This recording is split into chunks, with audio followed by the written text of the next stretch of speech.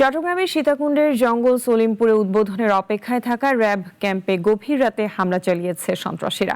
প্রায় ২.৫ ঘণ্টা ব্যাপী গোলাগুলির পর পরিস্থিতি নিয়ন্ত্রণে আনে আইনশৃঙ্খলা বাহিনী। এই ঘটনায় জড়িত সন্দেহে ২৫ জনকে আটক করা হয়েছে। পুরো এলাকায় এখন থমথমে পরিস্থিতি বিরাজ করছে। চট্টগ্রাম থেকে একে আজাদের প্রতিবেদন।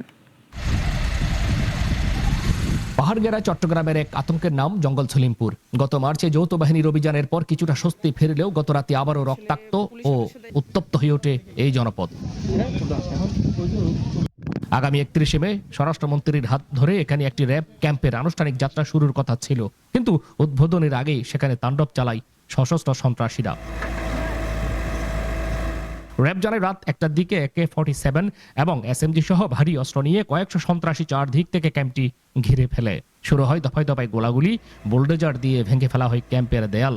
এমনকি সুপরিকল্পিতভাবে ৪টি স্থানীয় সড়ক কেটে যোগাযোগ বিচ্ছিন্ন করে দেয় হামলাকারীরা। প্রায় ২.৫ ঘন্টার রণক্ষেত্র শেষে পিছু হটে সন্ত্রাসীরা।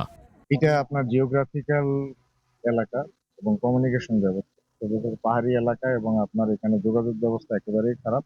কমিউনিকেশন ব্যবস্থাটা ভালো করে ফেলতে পারলে ইনশাল্লাহ এই সুবিধাটা তারা নিতে পারবে না এবং এটা পুরোপুরি আমাদের আধিপত্য চলে আসে। ঘটনার পরপরই এলাকায় অতিরিক্ত ফোর্স মোতায়েন করে অভিযানের নামে আইনশৃঙ্খলা বাহিনী। ঘটনাস্থল থেকে আটক করা হয় ২০-২৫ জনকে। জঙ্গল সলিমপুরে অশান্তি সৃষ্টিকারী অপরাধীদের আর কোনো ছাড় না দেওয়ার হুঁশিয়ারি পুলিশের।